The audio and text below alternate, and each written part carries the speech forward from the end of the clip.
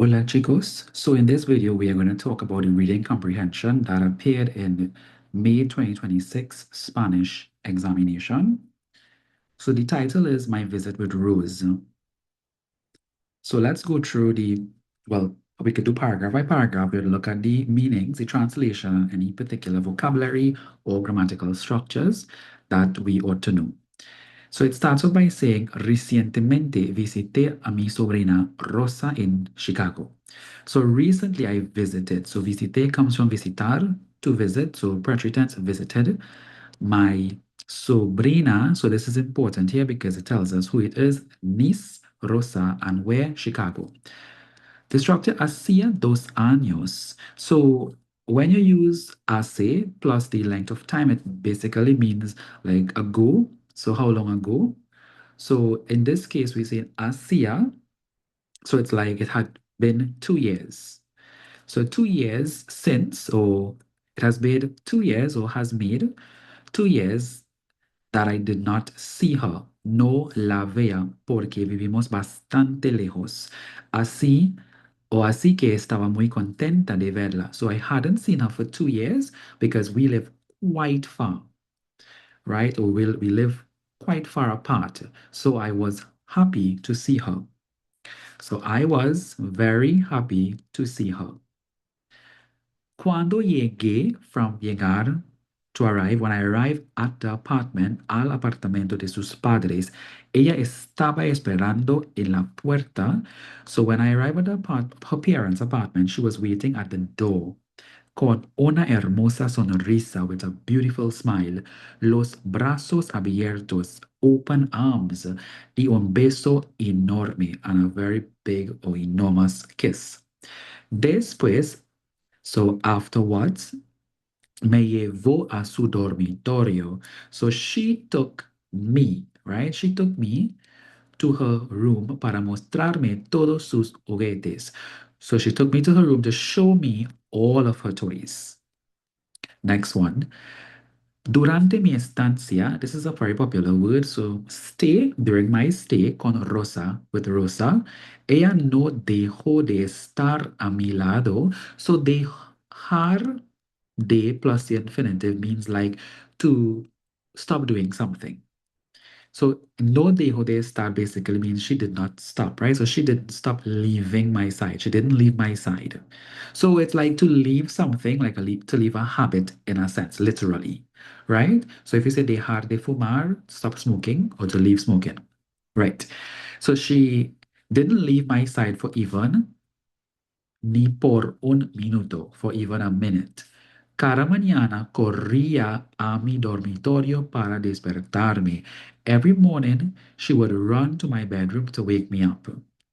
This again is the imperfect tense, habitual action, because it took place repeatedly took place for that duration, cada mañana. Quería que le dijera la comida. So this is where we have the imperfect tense and then the past subjunctive. So she wanted me to feed her. Basically, that's what it says, right? So she wanted that I feed her, right? The food. Que la bañara, that I bathe her. Y la acostara, that I put her to bed or tuck her in.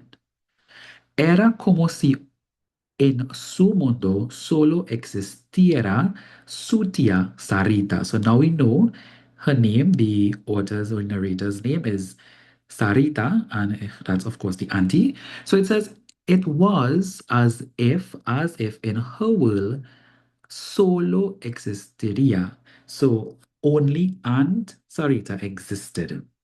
So again, it's the subjunctive in the past tense, or the past subjunctive mood, rather.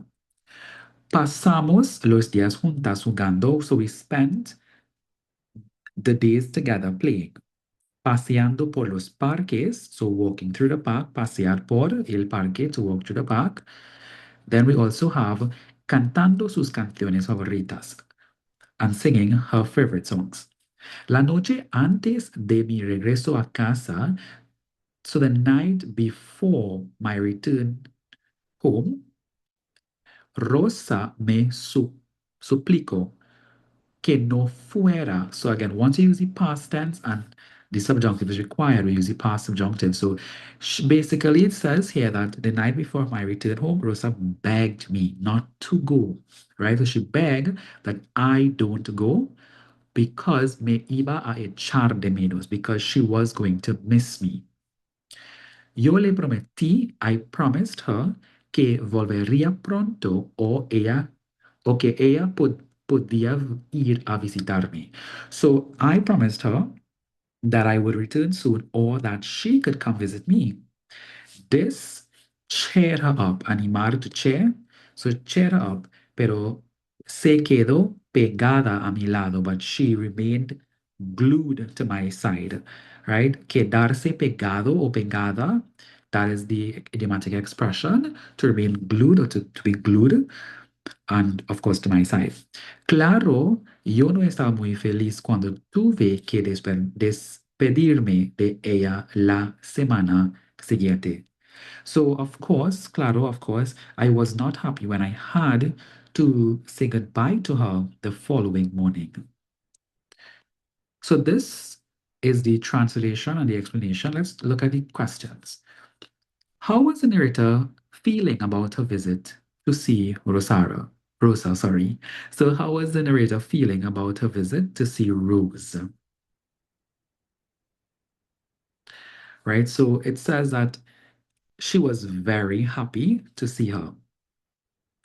So, she was very happy. Why was the narrator feeling this way? She was feeling this way because she hadn't seen her for 2 years. And you can add because they live quite far.